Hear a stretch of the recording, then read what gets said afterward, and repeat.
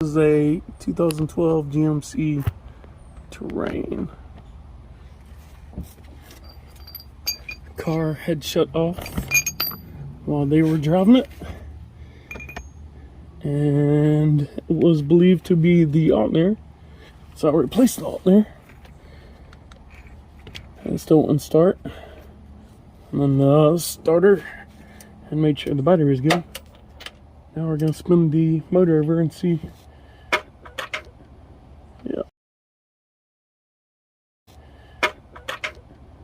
Yeah, there's the. It's completely free, it appears, so I've got to take the top one apart next and see what's going on, or drain the oil pan.